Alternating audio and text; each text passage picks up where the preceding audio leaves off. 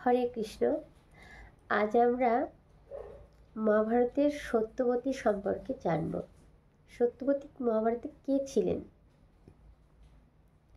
সত্যবতী ছিলেন কুরু রাজ্যের রানী। সত্যবতী হস্তিনাপুরের রাজা শান্তনুর সাথে বিবাহ বন্ধনে আবদ্ধ হন এবং তিনি পাণ্ডব ও কৌরব রাজকুমারদের প্রপিতামহী অর্থাৎ ঠাকুমা ছিলেন। তিনি মহাকাব্যের লেখক দ্রষ্টা বেদব্যাসের মাও হন। তাঁর কাহিনী মহাভারত, হরিবংশ ও দেবী ভাগবত পুরাণে পাওয়া যায়। সত্যবতী একজন জেলে সর্দার, দশরাজের কন্যা এবং গঙ্গা নদীর তীরে একজন সাধারণ মানুষ হিসেবে বড় হয়েছিলেন। আরেকটি কিংবদন্তি বলে যে তিনি চেদি রাজা উপারিচার বাসু এবং একটি অভিশপ্ত অপ্সরার জৈবিক কন্যা, যাকে আদ্রিকা নামে একটি মাছে পরিণত করা হয়েছিল। তার শরীর থেকে আঁশগন্ধ নির্গত হয় কারণে তিনি মৎস্যগন্ধা নামেও পরিচিত ছিলেন। তার বাবা দশরাজকে জেলে হিসেবে তার কাজে সাহায্য করেছিলেন। একজন যুবতী হিসাবে সত্যবতী বিচরণরত ঋষি পরাশরের সাথে দেখা হওয়ার পর বিবাহ বন্ধনে আবদ্ধ হন এবং তার পুত্র বেদব্যাসের জন্ম তিনি দিয়েছিলেন। ঋষি পরাশর তাকে একটি কস্তুরী সুগন্ধও দিয়েছিলেন এবং সেটি গ্রহণ করার পর যোজনাগন্ধা নামে পরিচিত হন।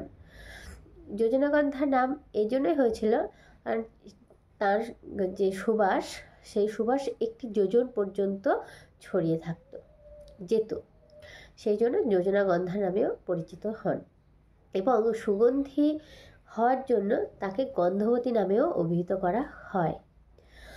পরে রাজা শান্তনু তার কস্তুরী সুগন্ধে এবং সৌন্দর্যে বিমোহিত হয়ে সত্যবতীর প্রেমে পড়েন এবং তিনি শান্তনুকে তার পিতার শর্তে বিয়ে করেছিলেন যে তাদের সন্তানরা সিংহাসনের উত্তরাধিকারী হবে। শান্তনুর জ্যেষ্ঠ পুত্র যুবরাজ ভীষ্মের জন্মগত অধিকার অস্বীকার করে সত্যবতী শান্তনুর দুটি সন্তানের জন্ম দেন।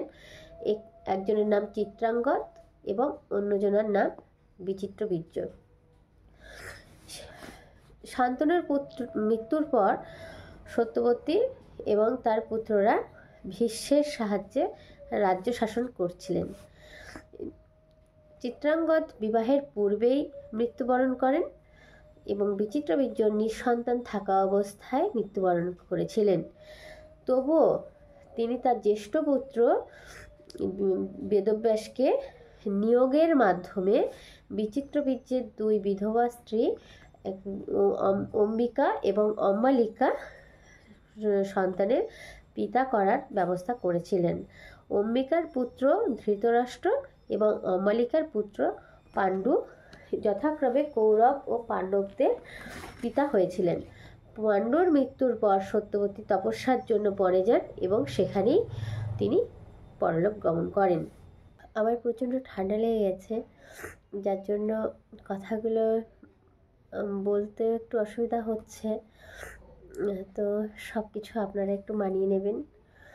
আর আমার এই চ্যানেলটা একেবারেই নতুন, আপনাদের ভালো লাগলে লাইক, কমেন্ট, শেয়ার এবং চ্যানেলটিকে সাবস্ক্রাইব অবশ্যই করবেন। আর এই রকম ভিডিও পেতে যদি আপনারা চান তাহলে আপনারা কমেন্টে অবশ্যই জানাবেন এবং